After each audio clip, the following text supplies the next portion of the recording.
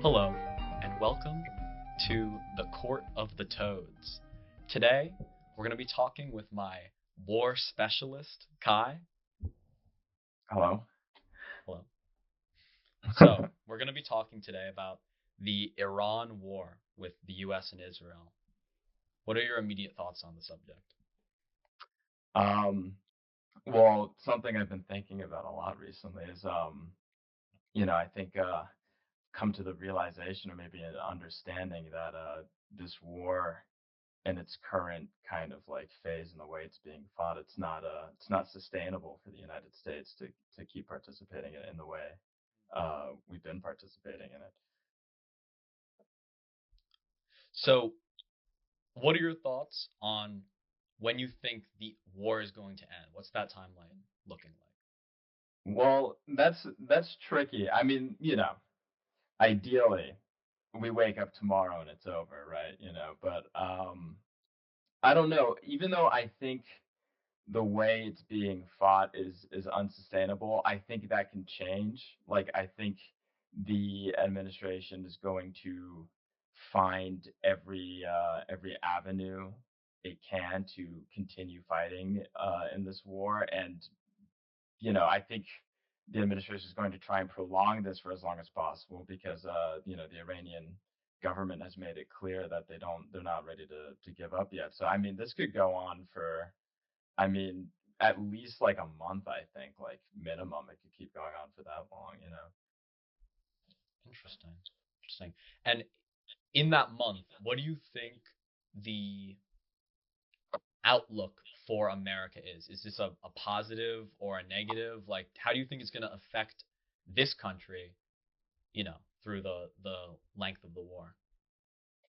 Well, yeah, we're already seeing the impacts of this war happening right now to Americans and people living in America. It's going to be very negative. And I think it already is very negative. Like, the economy is just totally thrashed. Like, gas prices are through the roof. I mean, it's affecting airline prices too.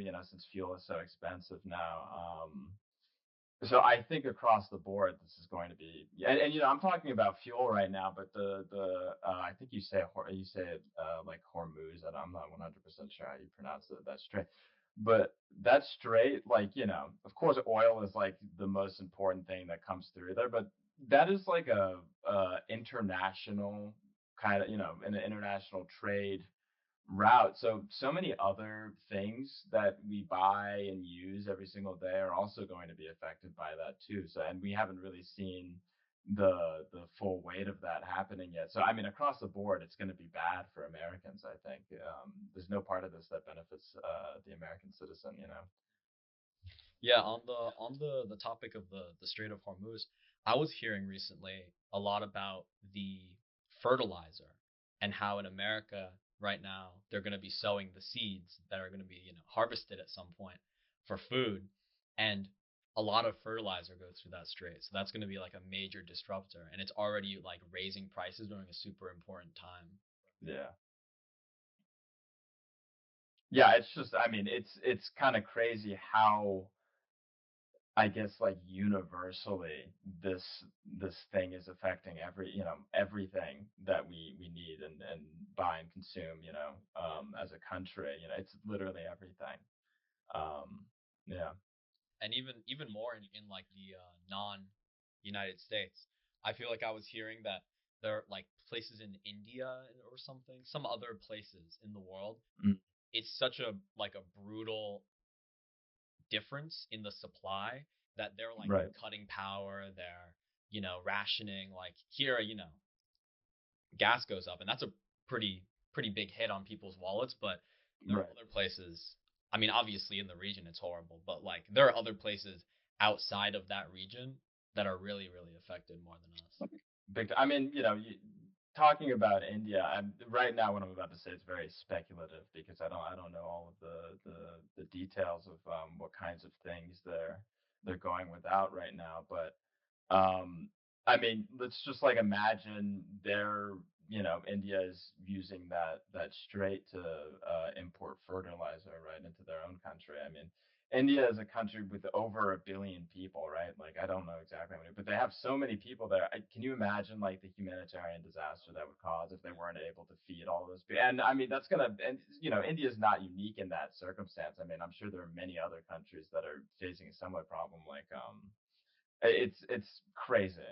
It's crazy how bad this is going to be. Like not only for Americans, but the entire world. This is bad for.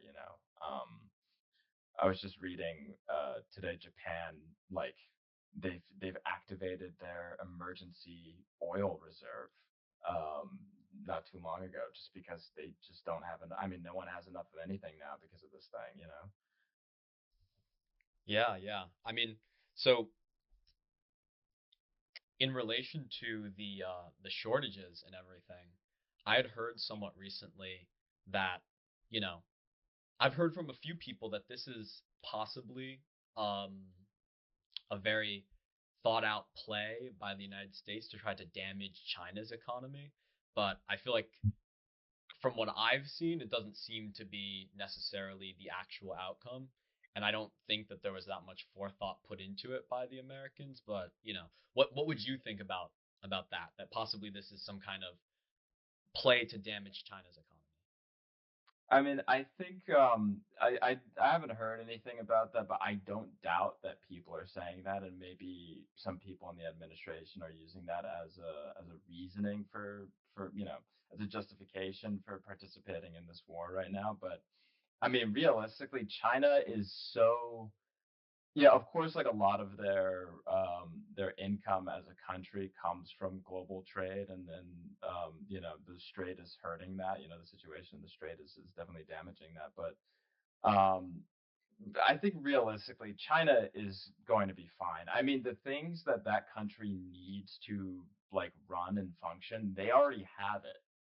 I mean, China has so many natural resources and so much manufacturing and industrial capacity that I can't possibly see what's happening right now putting China at a worse position than we are putting ourselves into. Whatever pain we cause the Chinese economy, that's going to hit Americans like tenfold, 100%. So I mean, like, is that really a benefit of this? I think that kind of like cancels itself out in a way. Yeah, definitely. I think so too. So, we're talking here a lot about like the economic tolls and the impacts on the West and global impacts. What do you think the impacts are going to be on the region of the Middle East and Iran and the neighboring countries? I mean, to be honest, to be frank, it's just it's like it's like it's like apocalyptic almost in a way. I mean, the strait being kind of like stagnant right now. That's going to stop a lot of money flowing into these countries that don't have particularly strong economies right now. Um, and the kind of cost of this war just as a whole is affecting, I'll just use Iranians as an example since that's pretty easy, right? Like the people who live in Iran are dealing with like you know these crazy kind of apocalyptic ecological kind of disasters happening. I mean, the United States has struck a lot of oil refineries and depots within Iran, and it's like rain. It was. I don't know if it still is. It's possible it still is, but it was raining oil and acid like over Tehran. Like the people in this region are they're right next to the fighting. So of course the strait being closed off and the economical impact of that is really bad. But also, I mean, they practically live in a war zone with missiles and drones flying overhead just constantly. So um, whatever happens to the West or countries in the Far East like China, they they're not going to suffer nearly as much as the people who actually live around the strait and the countries that surround Iran and Israel. they are going to be paying the ultimate price for this administration's actions in the region. Hmm. Pretty grim. It's very very grim, very bad, man. There's no other way to put it, really. All right. Thank you very much for your 2 cents. Of course. Thanks for having me. Oh, of course, of course. All right. Well, it's a good podcast, good court meeting. Hmm. It's great to have you, and it was great to broadcast today. You guys can check me out on my non-existent social media, and you can check out Kai on his social media. Here, give a plug for the people who are listening. Jesus, dude, I don't have it. You can't put me in that situation. I don't have one. I don't have anything. I'm offline, man. I'm off the grid, dude. Thank you.